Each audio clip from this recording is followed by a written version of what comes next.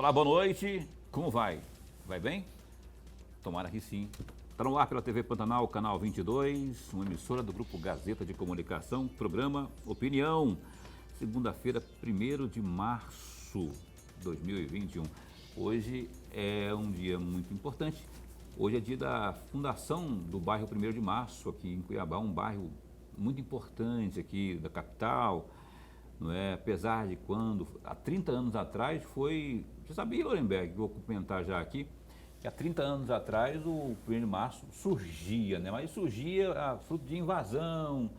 As pessoas não gostam muito de falar isso, mas é verdade. Na época houve assim, né, aquela coisa não muito ordenada. Aliás, nada ordenada. E hoje, depois houve reconhecimento e tudo, não é? Não sei se ainda já houve a regularização, mas o fato é que o bairro já conta com a infraestrutura do município e as pessoas que moram lá, que eu acho que é o maior ponto alto, não é? Que são pessoas de bem, pessoas decentes, que eu conheço muita gente ali, não é? Nessas idas e vindas aí no jornalismo, a gente sempre fiz matérias jornalísticas ali, seja pela TV, pelo rádio, pelo jornal. Eu tenho um carinho muito grande por esse bairro. Parabéns a vocês aí do 1º de março.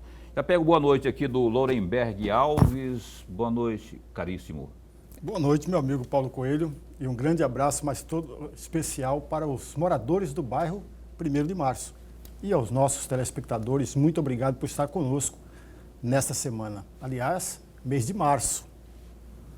Nós já estamos no 3º mês do ano. E as coisas estão... O tempo vai indo, daqui a pouquinho já é dezembro de novo. Hoje é um dia também especial porque o Opinião recebe aqui Maureen Lazzaretti. Ela é secretária de Estado de Meio Ambiente, está aí ó, no teu vídeo, e vai mais uma vez falar sobre, evidentemente, não é esse tema que interessa muito a todos nós. Eu estou sempre convidando a secretária aqui porque é de muita relevância, de muita importância. A gente está discutindo esses assuntos aqui, até para dirimir as dúvidas, não é? Tem muita polêmica, aí traz a Maureen aqui, quando ela não pode vir, vem o adjunto, que atende ao programa do mesmo jeito. E hoje a Maureen veio, para nossa satisfação, é quem eu cumprimento nesse instante. Muito bom recebê-la aqui de novo, viu? Boa noite, Paulo. Boa noite, professor Lorenberg. Boa noite a todos os telespectadores. É uma grande alegria estar no programa Opinião, momento em que a gente se aproxima da sociedade, falando um pouquinho desse tema que faz parte de forma muito intensa do dia a dia da Maureen e de todos que trabalham na Secretaria de Estado de Meio Ambiente do governo Mauro Mendes. Olha só, a propósito, a Maureen esteve aqui na última vez, estávamos na pandemia já, em tempos de pandemia do Covid-19. E agora não é diferente, aliás, a coisa piorou e piorou muito. Tanto que os governos, né, o governo do Estado, os governos municipais, cada um já está tomando suas providências aí de forma mais rígida. No Estado, por exemplo, nos próximos 15 dias, muita coisa vai ficar mais difícil, obviamente mais rígida, não é? Inclusive o atendimento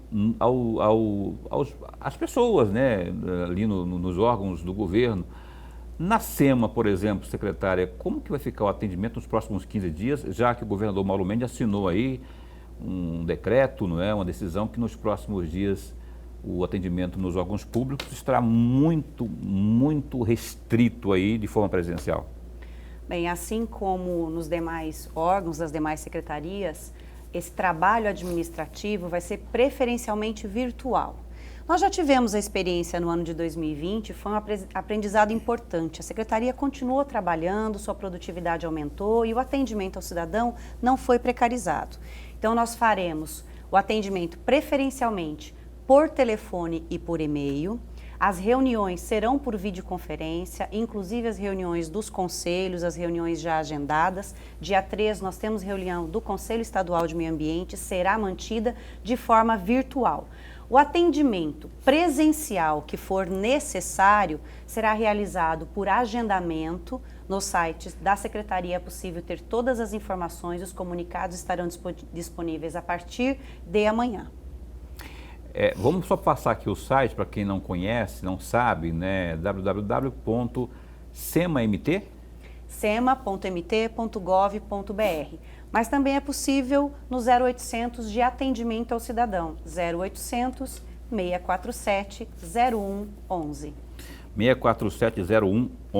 Então, Isso. daqui a pouquinho a gente vai disponibilizar ali, não é, para que as pessoas possam ter conhecimento desse número aí, se quiser acessar aí, ter um contato com a Secretaria de Estado de Meio Ambiente sobre várias dúvidas, emissão, licença e outras burocracias mais que você queira ter acesso aí à SEMA. Daqui a pouco a gente põe também aí no rodapé o 0800 647 0111. Dorenberg Alves. Secretária, antes de mais nada, nossa alegria, prazer e honra de tê-lo aqui. Se dependesse de mim, nós falaríamos sobre meio ambiente todos os dias, porque é um tema relevantíssimo, não apenas para nós aqui, que estamos aqui presentes, mas para o mundo todo. É importantíssima a discussão.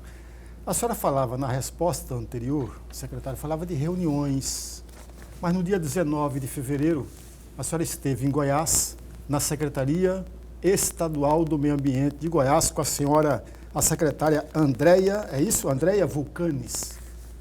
A minha pergunta é exatamente sobre essa reunião, esse encontro que a senhora teve lá em Goiás. Qual é o resultado prático desse encontro, dessa reunião para o Estado de Mato Grosso e para, em especial, a Secretaria do Meio Ambiente do Estado de Mato Grosso? O Estado de Mato Grosso e o Estado de Goiás lançaram em conjunto o maior programa de restauração, o maior projeto de restauração de bacia hidrográfica do país. Então, o programa Juntos pelo Araguaia é um projeto que envolve o Estado de Mato Grosso e o Estado de Goiás. São 12 municípios nesse projeto em Mato Grosso e 15 municípios em Goiás, que teve um passo importante no ano de 2021. Que foi a aprovação, a finalização do trabalho do projeto executivo para a identificação de 5.000 hectares prioritários para restauração em Mato Grosso e 5.000 hectares prioritários de restauração no estado do Goiás. Um dos nossos temas foi exatamente os próximos passos em que os dois estados vão trabalhar cooperativamente para executar o projeto Juntos pelo Araguaia. Isso envolve governança, decretos que precisam ser concomitantes e a publicação de um edital para que a gente possa selecionar parceiros e possíveis executores dessas ações de restauração. Mas além desta pauta, nós tivemos uma outra pauta muito importante, que é a troca de informações a respeito dos nossos sistemas. Mato Grosso tem um sistema de CAR que interessa muito para o estado de Goiás a experiência, porque eles estão absolutamente travados há 4 meses, não conseguem fazer nenhuma análise de CAR. E o Mato Grosso também foi conhecer o sistema de segurança de barragens que Goiás construiu.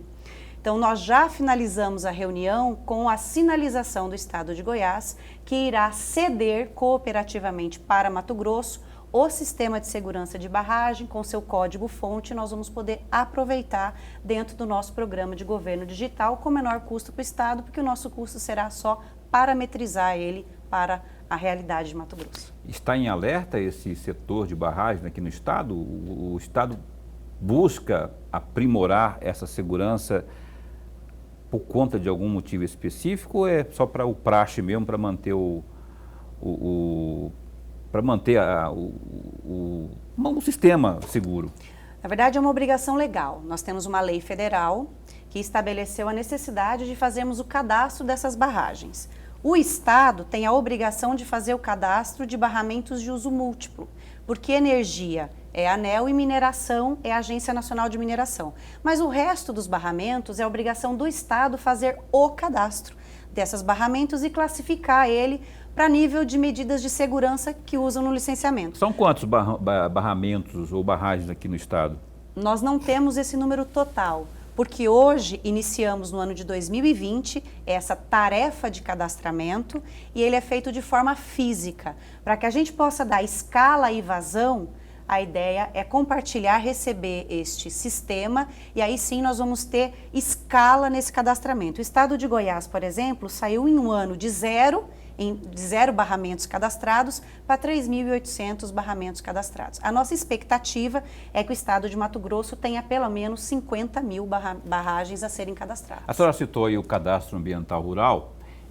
Lá em Goiás, por exemplo, aqui no estado de Mato Grosso, houve esse setor, esse serviço, na verdade, foi afetado com a pandemia? Como é que está sendo essa emissão? Como é que está sendo o trabalho em torno do CAR? Não, nenhum serviço da Secretaria foi precarizado por conta da pandemia. Nós conseguimos trabalhar de forma remota em todos os setores, tanto o licenciamento quanto o cadastro ambiental rural, e a fiscalização continuou ativa.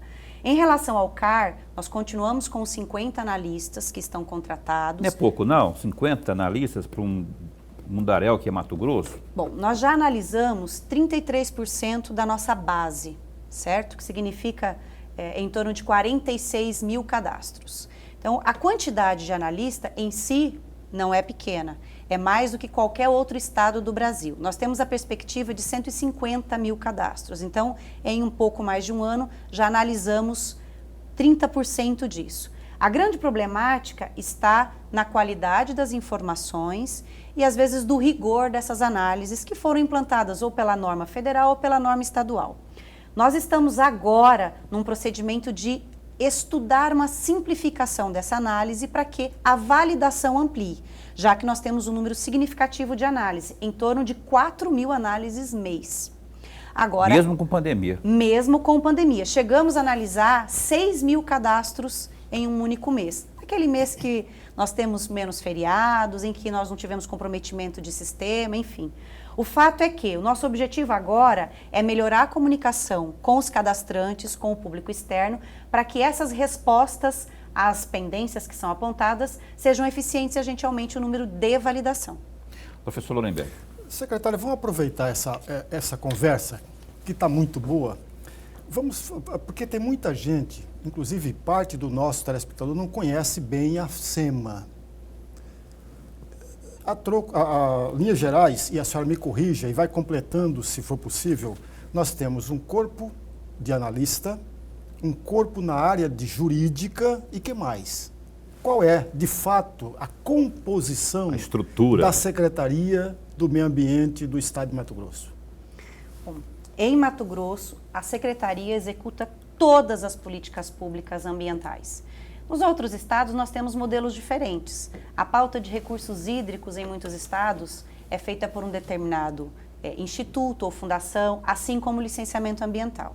Então, na Secretaria de Estado de Meio Ambiente, todas essas atividades estão compostas num único órgão e nós organizamos administrativamente a Secretaria por superintendência. Então, eu tenho analistas de meio ambiente distribuídos pelas várias superintendências temáticas. Então, educação ambiental está na Secretaria, o licenciamento de empreendimento, a gestão florestal, recursos hídricos, a biodiversidade também está na Secretaria, assim como a fiscalização de empreendimentos, atendimento ao cidadão, que é o contato da Secretaria com o cidadão, e também temos uma superintendência que trabalha com a descentralização das atividades de licenciamento e fiscalização para os municípios e coordena também as nossas 9 unidades regionais. A Secretaria de Estado de Meio Ambiente tem 9 diretorias regionais distribuídas estrategicamente pelo Estado de Mato Grosso para aproximar o serviço prestado com o cidadão. São 2 superintendências, é isso? Não, nós temos 9. 9 superintendências e 9 diretorias. 9 diretorias regionais. Estamos conversando aqui ao vivo com a secretária de Estado de Meio Ambiente, Maureen Lazzaretti. Se você tiver alguma pergunta, você que nos assiste, esteja à vontade, está aí na tela 99932-2529, para você mandar sua pergunta aqui à nobre secretária Maureen. Ô, secretária, o governo federal, na primeira vez na história, né, lançou um satélite aí, que é o Amazônia 1, no dia de ontem. E aí o objetivo é dar uma acompanhada de mais minuciosa, né, em relação a desmatamento, enfim. Eu queria sua avaliação, sua opinião sobre isso e a sua expectativa enquanto gestora ambiental. Bom, desde 2019 o Estado de Mato Grosso defende a utilização da tecnologia para apoiar as ações de fiscalização como estratégia para eficiência. Então, nós entendemos que a sinalização do governo federal vem ao encontro daquilo que nós já colocamos como estratégia para o combate ao desmatamento ilegal e também como ferramenta de transparência para os órgãos de controle, para investidores e para consumidores, para que não só o órgão ambiental faça o seu trabalho, mas para que a sociedade apoie as ações de combate e acabe promovendo o que a gente chama de desincentivar a criminalidade. Porque só ação de comando e controle, só embargo, autuação, não promove um efeito pedagógico. A gente precisa, de algum modo, mostrar que a criminalidade, a infração não compensa. Né? Não, mas qual que é o ponto? Qual que é o nível da sua confiança de que as coisas vão melhorar no sentido de eficiência realmente, assim, que lá no final, lá na ponta, isso possa reduzir desmatamento, já que estamos aí como um bicho-papão do desmatamento, não o estado do Mato Grosso, mas o país como um todo? Bom, o lançamento de uma ferramenta que dê transparência ao dado não significa que vai haver mudança de comportamento. No passado, outras iniciativas dessa natureza aconteceram em alguns estados da Amazônia, mas se não tiver gestão eficiente nos órgãos que vão executar esse dado, que vão utilizar esse dado, nenhuma mudança de comportamento vai acontecer. Então, o simples lançamento do satélite não é o suficiente para mudança de comportamento. A gente deve associar com essa informação uma atuação estratégica para que esse dado seja utilizado de forma adequada, como nós fazemos aqui no estado de Mato Grosso. Não é só a plataforma de monitoramento que o estado adquiriu. O estado adquiriu o serviço de contato, envio de e-mail, autuação dos infratores, retirada dos maquinários que são utilizados na infração, é estar no campo quando há reincidência, e é também articular com os demais órgãos de controle para que não só a multa administrativa, mas a sanção civil e criminal também possa acontecer. Foram essas mudanças, foram essas atuações que levaram o estado de Mato Grosso à redução de 31,5% desde agosto do ano passado. Ok, essa Maureen Lazzaretti. Professor, tem alguma pergunta para deixarmos aqui para a digníssima secretária? Mas muito rapidamente, secretária, houve um momento no atual governo federal que houve uma discussão muito rapidamente sobre garimpo em terras indígenas. Com relação às críticas, foram tantas que, pelo menos oficialmente, essa discussão não prosperou. E aí eu pergunto particularmente para a senhora, que é uma grande especialista, tem um conhecimento enorme sobre o meio ambiente, a senhora é a favor ou contra o garimpo em terras indígenas e por quê? É a favor ou contra? A secretária Maureen Lazzaretti responde a essa pergunta do digníssimo Lorenberg após o intervalo comercial aqui no programa Opinião. Você tem aí o 999-322529 para interagir conosco nesta noite de segunda aqui na TV Pantanal. Um instante só, a Opinião volta já já. Agora são 7h50, a gente retoma aqui a entrevista ao vivo com a secretária de Estado de Meio Ambiente, a Maureen Lazzaretti. O Lorenberg deixou uma pergunta aqui no bloco anterior para a secretária responder neste bloco. Só que antes, porém, a gente vai destacar o que há de mais relevante, mais importante nesse momento no www.gazetadigital.com.br. Por exemplo, 83% das UTIs ocupadas, adolescentes de 15 anos e mais 21 pessoas morrem de Covid-19. Não é esse? A Caroline está me dizendo que não é esse. O que tem aqui é esse. E o segundo é esse aqui, Ministério Público vai à Justiça? Então, me atualiza, por favor, aqui, a gente não...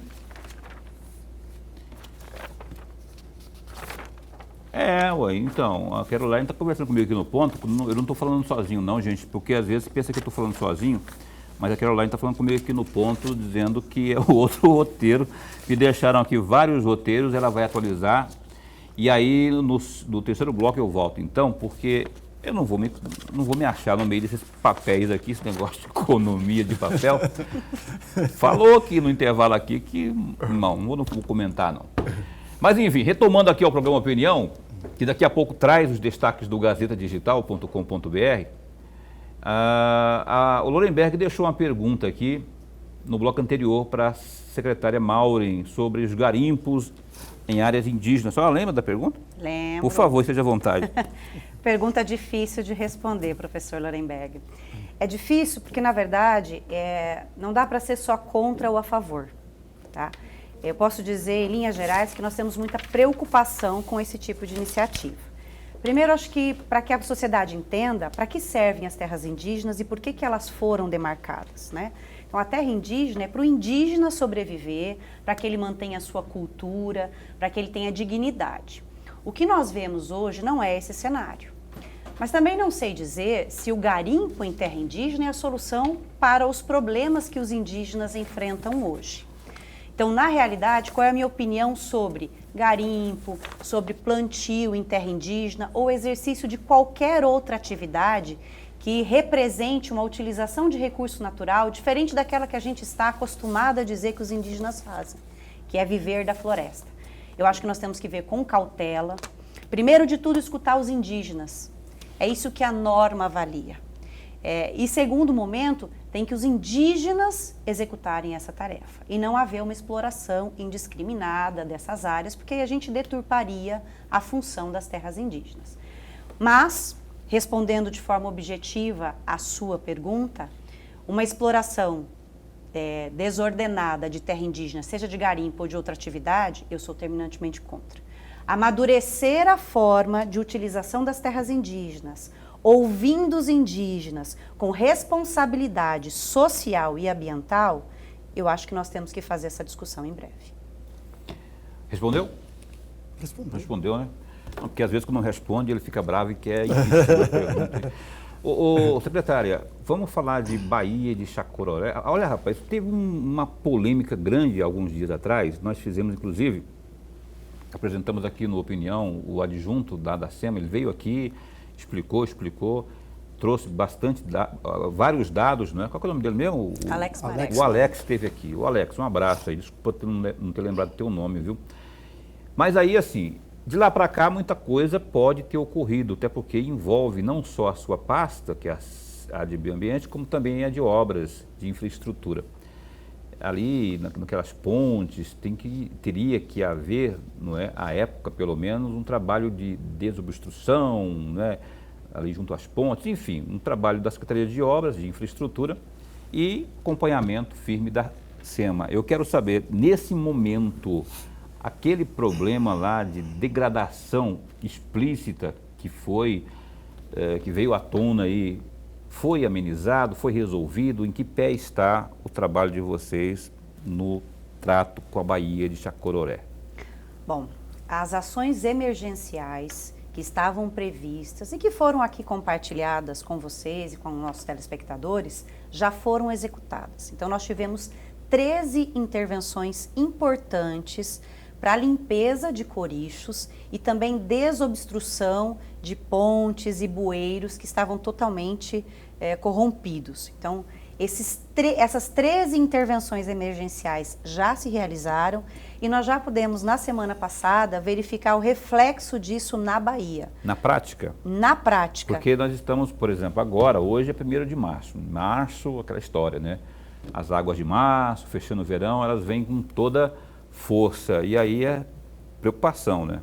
Então, nós publicamos na semana passada, na nossa página da Secretaria está à disposição, uma matéria resumindo essas ações e mostrando já fotos da Bahia que demonstram que não se atravessa mais a Bahia a pé, aqueles 100 metros. Porque consorciando essas atividades com as chuvas, ainda tímidas, mas que ocorreram, a água já chegou à Bahia e nós já temos uma mudança de cenário bem significativa. A senhora pode atestar que não teremos esse problema em 2021, esse problema de alagamento, de deteriorar, aquela perturbação ambiental que a gente verificou, né? Esse ano não teremos. Em relação à Bahia, nossa atuação não se restringe aos 13 pontos. Então, nós temos um planejamento a médio e a longo prazo. O que eu quero dizer com isso é que nós vamos garantir com essas ações que não se esgotaram nessas 13 intervenções, é que o cenário para 2022 não seja o mesmo que nós recebemos final de 2020, agora início de 2021. Professor Lorenberg.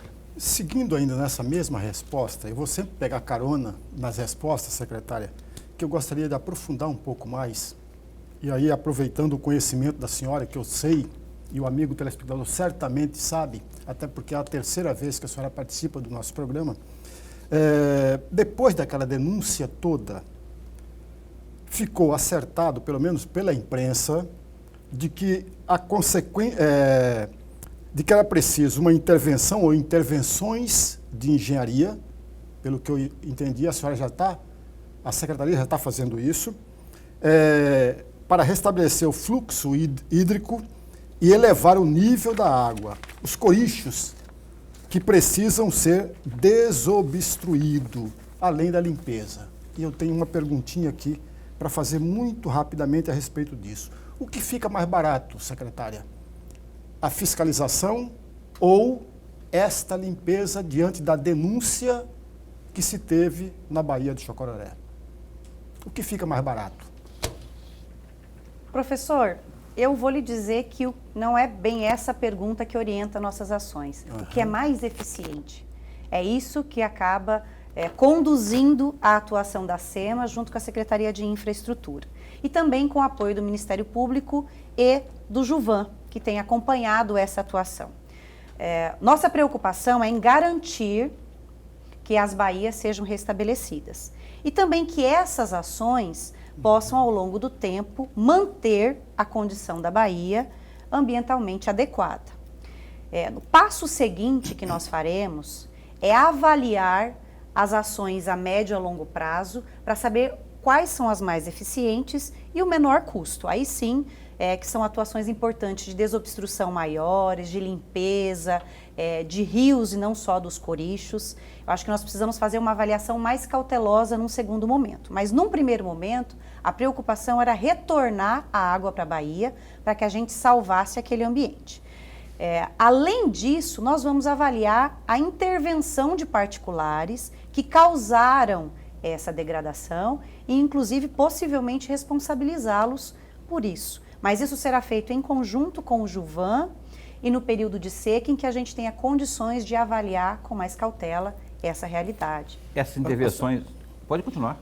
A senhora falou da questão de não ser menos custo ou mais caro, mas a eficiência. E qual que é mais eficiente? A fiscalização ou esse trabalho todo de limpeza, de cuidado com a baía? E aí acrescento mais uma outra pergunta. Na opinião da senhora, o que provocou essa consequência? Foi a falta de fiscalização ou falta de interesse dos governos que durante 3 décadas esteve à frente do estado de Mato Grosso? A primeira pergunta é, melhor prevenir ou remediar? Qual que é mais eficiente? Eu acho até que seria prevenir, né? Mas a senhora que responde aí, a senhora que está no comando da pasta. Em qualquer circunstância, a atuação de prevenção é melhor do que a repressão. Porque se eu previno, eu evito o mal e ao reprimir, eu tenho que corrigir esse mal e sancionar. Então, em qualquer circunstância, a prevenção é o melhor de todos. A questão da fiscalização é um dever legal. O problema da Bahia, assim como de outros cenários que nós vivenciamos no Pantanal, não é só a ausência de fiscalização. Eu posso dizer que a ausência de fiscalização aquelas ações ilegais que foram feitas sem o acompanhamento. Mas não é só isso, a gente tem o entupimento dos corichos que são realizados por uma série de fatores, inclusive o comportamento natural do próprio bioma pantanal. Então, mesmo que nós fôssemos mais eficientes na fiscalização, talvez a gente tivesse um comprometimento desses corichos que fosse necessitar da intervenção de uma estrutura estatal, seja municipal ou estadual.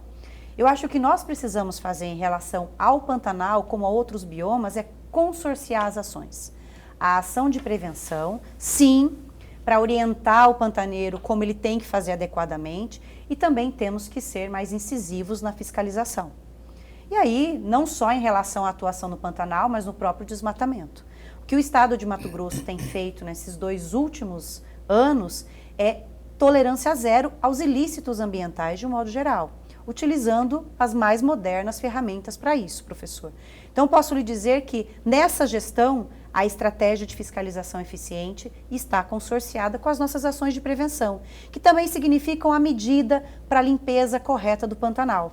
Por 12 anos, nós tivemos a omissão do Estado em estabelecer critérios para que a limpeza pudesse ser feita de forma autorizada. Então, a partir de agora, nós temos o critério. Tendo o critério para o cidadão, ele tem condições de fazer adequadamente. E assim queremos para todas as ações, seja para uma construção no Pantanal, para uma intervenção de infraestrutura ou para a limpeza de área. Essa limpeza começou, né? Começou, e aí eu pergunto para a senhora falou aí de limpeza do Pantanal, e aí eu já lembro dos rios que desembocam lá, né? Que desaguam lá. Tem material humano para fiscalizar tudo isso aí? Porque o que eu ouço de reclamações de pescadores e associações de pescadores, por exemplo, que não tem havido isso, né? Que não se percebe a figura do fiscal ambiental, pelo menos com constância, né? Como é que está isso, já que começou o processo de limpeza e efetivo para fazer isso aí? Bom, o estado de Mato Grosso tem a maior atuação e responsabilização do Brasil no ano de 2020. Porque nós não temos mantido pessoas em todos os lugares do estado, porque ninguém vai ter efetivo para isso, Paulo. Não é possível eu cobrir 903 mil quilômetros quadrados com fiscais. Os fiscais vão conforme o planejamento a partir das imagens de satélite. Só no ano de 2020 foram mais de 1 bilhão de sanções aplicadas, inclusive por todos os desflorestamentos, limpezas inadequadas e desmates ocorridos no Pantanal, e também em relação aos incêndios florestais e queimadas ilegais praticadas com ação humana. Então, o estado de Mato Grosso está, sim, fiscalizando. A presença dos fiscais vai ocorrer onde o ilícito está acontecendo. Foram mais de 600 equipamentos apreendidos e retirados dos infratores só no ano de 2020. Para onde que foi levado esse material? Todo o material está Juvan? apreendido com a Secretaria de Estado de Meio Ambiente. Nós temos uma coordenadoria de bens apreendidos e aí sim, em conjunto com o Juvan, muitos desses bens ficam vinculados a um processo criminal e alguns desses maquinários estão cedidos para órgãos públicos. Vale lembrar que nós utilizamos equipamentos apreendidos no combate aos incêndios florestais no Pantanal. A autuação, já falou aí do trabalho enérgico do governo nesse sentido, não é? Mas aquele pessoal que é multado, lógico que vai recorrer, não é? E tem recorrido. O governo começou lá em 2019, Você fala do governo atual? Esse... É 2019. 19. Quer dizer, já havia um trabalho no início já de fiscalização. Só tem noção se quanto já foi emitido de multa e quanto que de fato já apareceu propriamente nos cofres do Estado? Tenho. Bom, em 2019 nós arrecadamos 34 milhões e no ano de 2020, 24,3 milhões, mesmo em ano de pandemia. Por que caiu? Oi? Exatamente por conta da pandemia. Na verdade, não é só a atuação do Estado, mas é a capacidade financeira dos infratores de efetuarem o pagamento. Qual é a diferença dessa gestão para gestões anteriores? Nós não só fizemos uma força-tarefa na fiscalização, como também na responsabilização, que é de fato terminar o processo administrativo, garantir ampla defesa e contraditório. Então hoje nós temos uma força-tarefa que elimina processos anteriores a 2019, considerados passivos, e uma outra equipe que trabalha nos processos recentes de 2019 e 2020 para que a sensação de impunidade seja desfeita no estado de Mato Grosso. Nós temos emitido uma média de 700 decisões por mês com esta força-tarefa. A expectativa é que ao final do ano de 2021, ineditamente, nós estejamos julgando os processos de auto de infração dentro de um ano desde a sua lavratura. Do próprio ano, né? Exatamente. Nós recebemos a Secretaria de Estado de Meio Ambiente, o diagnóstico da época de transição, com mais de 14 mil processos. Aí tem o devido processo legal, tem que se esperar, não é? Obviamente. E aí, ó. Lorenberg. É preciso, secretária, certamente um dos nossos telespectadores que está acompanhando cuidadosamente a conversa e a resposta que a senhora está dando, certamente está fazendo a seguinte pergunta. É possível precisar o tempo de pagamento dessas multas? Veja, multei hoje. É possível eu precisar o tempo que esse infrator irá pagar essa multa? Em média, é possível ou não? Até porque tem a questão da prescrição aí. E aí, secretária? No cenário de hoje, com esse passivo eu não consigo precisar, professor Lorenbeck. Porque nós pegamos, na verdade, a gestão num cenário de caos. 14 mil processos, desses 14 mil processos, 1.900 estavam prescritos. Né? Então, hoje, o que nós estamos fazendo? A força-tarefa é para aflorar exatamente esses dados. Né? A partir de 2021, final de 2021, nós vamos conseguir ter esses dados. Além disso, esses processos ainda tramitam fisicamente. Nós estamos em desenvolvimento do processo digital de responsabilização. A autuação até o ano de 2020 também era física, ainda em bloquinho. No final de 2020, nós lançamos o sistema de lavratura de auto de infração de forma digital, que já fica disponível no portal de transparência, e até o mês de junho nós finalizamos o desenvolvimento do que a gente chama de módulo de responsabilização. Com tudo digital, nós vamos poder ter indicadores desse tempo de resposta quantitativo, o valor que é aplicado no auto de infração, ele se confirma no julgamento do que nós confirmamos como sendo a multa devida, quanto é pago. Mas esse é uma meta da gestão Mauro Mendes, que até o final do primeiro mandato nós vamos, com certeza, ter condição de mostrar para a sociedade esse cenário de forma clara. Mas me corrija, secretária, são 5 anos a prescrição, é isso? Nós temos dois tipos de prescrição, professor. A prescrição de 5 anos é para eu lavrar o auto de infração da época em que ocorreu o fato. E aí nós temos uma discussão também de prescrição para cobrar esta multa, certo? Então tem decisões judiciais que entendem que a gente tem 5 anos para fazer todo esse processo. E há uma defesa de que esse 5 anos, ele é até a lavratura do auto de infração, até eu iniciar, e depois que eu terminei para eu executar, escrever em dívida ativa e promover a ação de execução daquele que não paga voluntariamente. E ainda temos uma prescrição, que a gente chama de prescrição intercorrente, se o Estado ficar com o processo de responsabilização totalmente parado por 3 anos. Ok, Maureen Nazareth continua com a gente aqui, secretária de Estado de Meio Ambiente. Mais um break, mais um intervalo comercial, a gente volta já já. São 8h11, o Opinião retoma aqui ao vivo entrevista com a secretária de Estado de Meio Ambiente. Boa noite a você que se liga aqui no Opinião em qualquer canto, tanto aqui pelo canal 22 como também pelo www.gazeta.com.br, gazetadigital.com.br e também pela página no Facebook da TV Pantanal. Tá? Qualquer canto do mundo. Muito obrigado pela sua companhia. Falar em Gazeta Digital agora sim. Caroline já me deu uma dura aqui no ponto.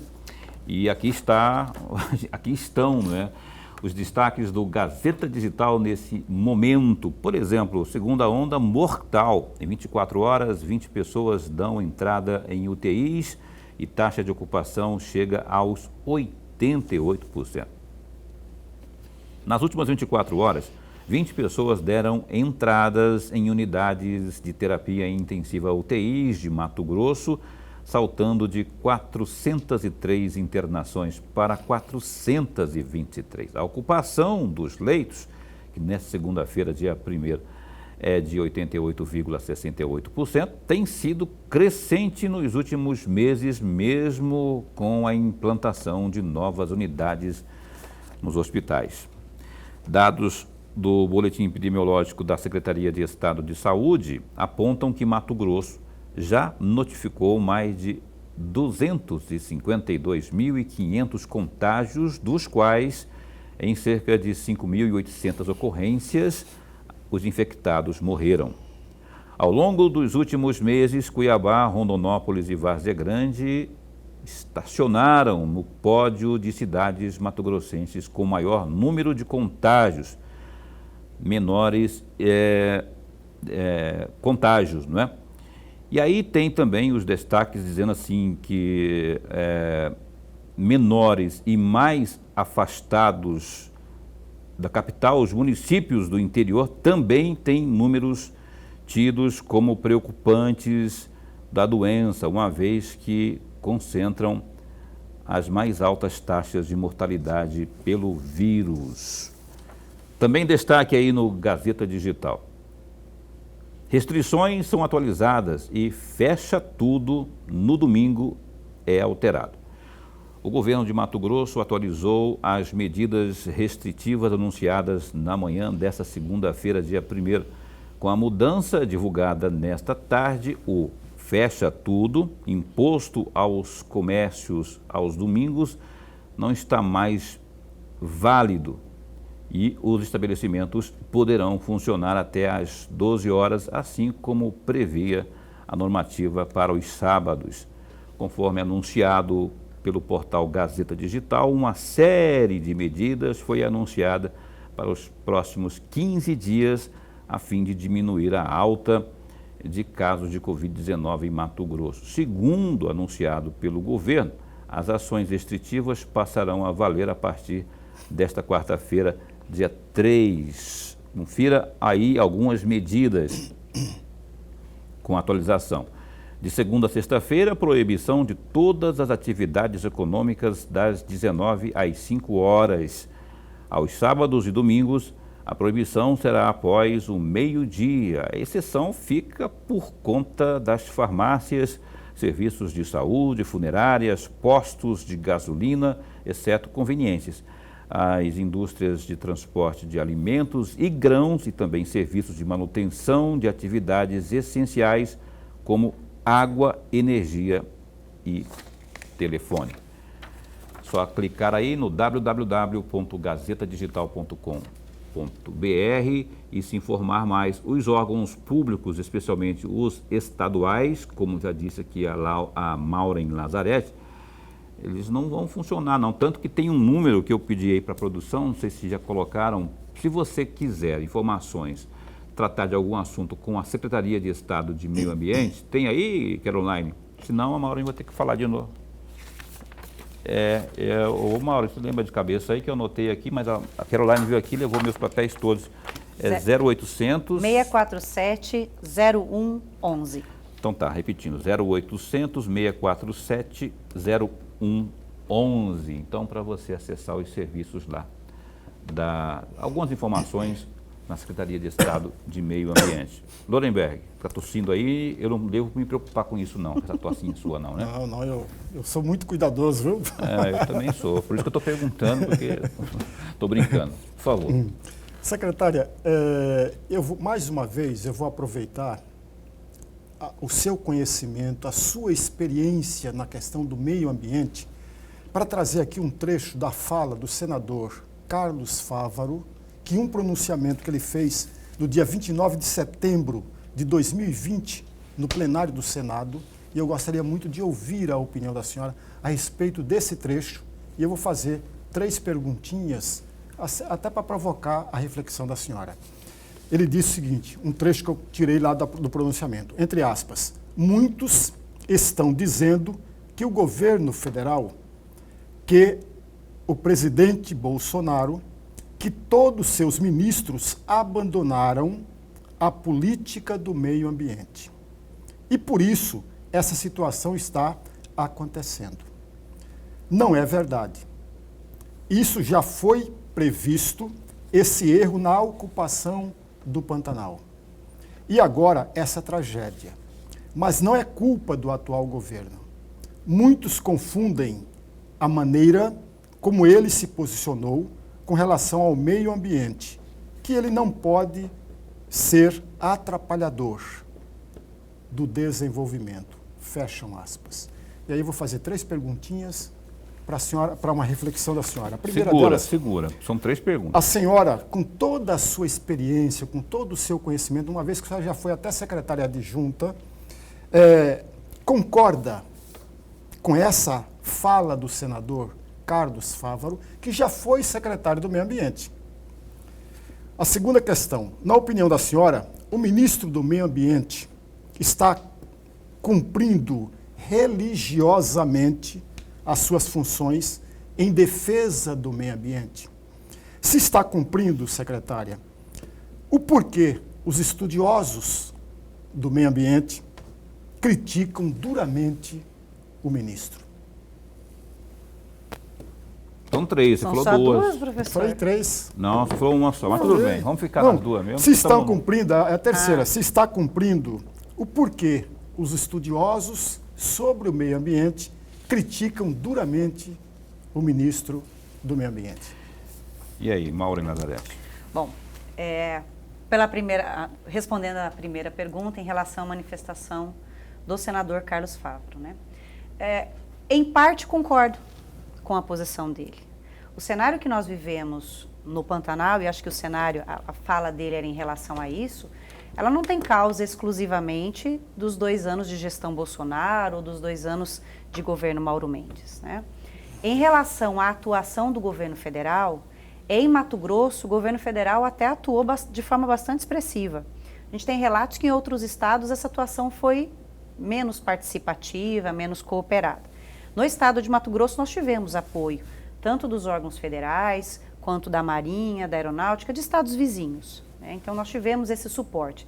Se esse suporte foi suficiente ou não, se era o mais adequado, essa é uma análise muito difícil de fazer, até porque às vezes eu teria que ter um suporte maior, mas não tenho condição. O estado de Mato Grosso, por exemplo, gostaria de ter um suporte maior para fazer frente aos eventos que ocorreram no Pantanal, mas ele não tinha. Então, eu não consigo fazer essa avaliação se o que foi desprendido de esforço pelo governo federal para Mato Grosso era tudo o que podia ser feito. Mas que para Mato Grosso nós tivemos suporte, apoio, nos momentos em que foi solicitado, nós tivemos. Então, não foi nula a participação federal. Quanto à questão das manifestações do governo federal, mais precisamente do presidente Bolsonaro, eu tenho a percepção de que, no mérito, as intenções dele são justificáveis e elas têm fundamento. Talvez o que fique ruim para a sociedade, seja alvo de muitas críticas, é a forma como ele se manifesta. Porque, na prática, o que nós vimos de concreto das ações não refletem exatamente essa visão de que tudo pode, né? Enfim, de que vai haver uma mudança no meio ambiente com retrocessos e tudo mais. Então, a gente vê uma diferença dentro desse cenário. E isso se percebe também no que diz respeito ao ministro Ricardo Salles. A pergunta é de que o ministro executa as suas ações, ele tem uma pauta ambiental, que talvez não seja a pauta ambiental da maioria ou de governos passados, né? A agenda de meio ambiente urbana tem sido muito fortalecida. Em anos anteriores, a gente não tinha, por parte do Ministério do Meio Ambiente, uma agenda urbana forte. O meio ambiente urbano era bastante esquecido, basta a gente ver o cenário em que nós vivemos de saneamento, resíduos sólidos, aglomeração urbana, os grandes centros urbanos, em cenário de meio ambiente lamentáveis. Ou omissão do município, ou omissão de gestões anteriores. Pode ter críticas? Eu acho que qualquer gestão pode ter crítica no meio ambiente. E se fomentar ações para o meio ambiente urbano e talvez não dê a mesma atenção ao combate ao desmatamento, é certo ou errado, é uma estratégia que foi adotada pelo ministro. Ele pode receber críticas e melhorar em muitas pautas? Pode, e nós, estados, temos feito essa agenda com ele. Vocês têm feito audiências, teleconferências com o ministro? Exatamente, é exatamente nesse ponto que eu ia chegar, Paulo. Como presidente da ABEMA, tenho a honra de ser presidente dos órgãos estaduais de meio ambiente, nós sempre levamos essas pautas e críticas construtivas ao Ministério do Meio Ambiente. Lembrando que hoje nós temos um cenário diferente, eu não falo mais de meio ambiente só com o Ministério do Meio Ambiente, eu falo de meio ambiente com o Ministério do Meio Ambiente, com a Agricultura, com o Conselho Nacional da Amazônia e até com o Ministério da Economia, por conta dessas medidas modificadas. Então eu posso dizer que a gente tem tratado de meio ambiente não só no Ministério do Meio Ambiente, mas o Ministério da Agricultura tem uma pauta muito forte na parte florestal, com o Serviço Florestal Brasileiro e do CAR. Por que ele recebe críticas, né? Vamos dizer assim? Porque eu acho que qualquer gestor vai receber críticas, porque ninguém que vai executar uma pauta tão difícil que é meio ambiente vai agradar a todos. Especialistas fazem críticas talvez exatamente pela forma ou como a pauta tem sido conduzida. ONGs fazem críticas? Fazem muitas, também. Por seus interesses óbvios, né? Mas eu também faço críticas a essas manifestações, porque muitas delas são desprovidas de dados concretos. Eu desvio o foco por interesses dos mais diversos. O governo pode fazer a mesma coisa também, né, secretária? Exatamente. Pode desviar o foco e trazer um monte de informações não reais. Pode fazer também. Né? Também. Eu acho que hoje o mais importante para o cidadão é buscar a informação antes de expressar uma opinião sobre determinado item. Ô, secretária, deixa eu encerrar o programa, porque não tem mais, eu tenho assim, 3 minutos aqui, eu quero que em meio minuto a senhora me fale sobre essa proposta a propósito, ministro Salles, adote um parque. Aqui nós temos a Chapada dos Guimarães, Mato Grosso vai estar inserido, já está inserido esses lotes aí, uma empresa adotando um parque. E só fala também sobre o desmatamento, mas esse é o segundo passo. Queria que o senhor falasse aí sobre esse adote um parque. Como é que está Mato Grosso aí diante dessa proposta? Bom, Mato Grosso, assim como outros estados, vai ser beneficiado. Entendo que regularizar as unidades de conservação, os parques, é essencial para o governo federal e para o estadual. O cenário que nós temos a nível nacional e estadual é lamentável. As unidades de conservação são abandonadas, nós não temos quem cuide, e essa é uma iniciativa que pode, junto com outras, valorizar esses espaços e fazer com que o cidadão respeite e utilize de forma adequada. Já tem interesse? Alguém se manifestou já ou não chegou a esse ponto ainda? Não tenho informações tão precisas a respeito de manifestações de interesse, mas o Estado de Mato Grosso está envolvido com essa iniciativa e com outras, que é também fazer concessão dos parques, a exemplo de um parque que todos conhecem, que é o Parque Nacional do Iguaçu, em Foz do Iguaçu. Acho que este exemplo e também o de Fernando de Noronha são exemplos a serem replicados para o país. Eu quero que a senhora encerre aqui a sua participação falando do desmatamento. Houve redução no último levantamento que vocês tiveram? Só para a gente deixar claras essa história toda de desmatamento no estado. É muito importante compartilhar dados positivos. O INPE, que é o Instituto Nacional de Pesquisas, quem desenvolve os dados e que é considerado dados oficiais para o país, apontou que o estado de Mato Grosso, nesse período que a gente chama apuratório, de agosto de 2020 até janeiro, reduziu os alertas de desmatamento em 31,5%. Esse é o resultado dessa somatória de esforços que o estado tem feito de tolerância zero ao desmatamento ilegal. É um dado positivo, né? Até que enfim a notícia é boa, porque o que vinha de informações aí detonando esse setor específico, não era... Exatamente. E esse dado é importante para o matogrossense que cumpre as leis. Isso descola o estado de Mato Grosso dos demais estados da Amazônia, que vem num sistema de aumento de desmatamento e faz com que a gente possa retornar à discussão com investidores e com quem se interessa por comprar produto lícito. Mato Grosso não tolera desmatamento ilegal e nem ilícitos em seu território. Muito bem. Maureen Nazareth, muito obrigado à senhora por ter vindo mais uma vez aqui. Segundo o Lorenberg, conta tudo, ele conta quantas vezes cada um veio aqui. Porque a senhora veio 3 vezes aqui, que a senhora vem outras 3, trazendo informações boas, principalmente positivas, se possível. Muito obrigado por ter vindo, viu? É uma grande satisfação. Eu venho sim, quantas vezes forem necessárias e quero, claro, em todas elas, trazer um dado positivo para compartilhar como com esse os nossos do INPE aí, do telespectadores. desmatamento. Exatamente. Maureen Nazareth, muito obrigado à senhora por ter vindo, secretária de Estado de Meio Ambiente, falando aqui, trazendo os números principalmente, prestando conta de sua pasta muito importante para esse estado de dimensões continentais, que é Mato Grosso. Obrigado, Lorena. Cadê a Lorena? Lorena é a secretária, está lá. Secretária, é a assessora de imprensa da SEMA, Lorena, nossa colega de imprensa, muito obrigado também, viu, pela força aí. Lorenberg, obrigado pela força também, pela sua presença importantíssima, indispensável. Contra o coronavírus, né? Se cuida, viu? Até amanhã. Até amanhã, meu amigo Paulo. Muito obrigado, secretária. Então, amanhã a gente entrevista ao vivo aqui o presidente da Ordem dos Advogados do Brasil, OAB Mato Grosso, Leonardo Campos. Tem muito assunto importante aí que a OAB está envolvida aí, pandemia, essas custas judiciais, rapaz, tão absurdo. Teve aumento aí. A gente vai falar sobre isso amanhã às 7h30 da noite, essa terça-feira, no programa Opinião. Então, se cuida, fica bem, fica com Deus também.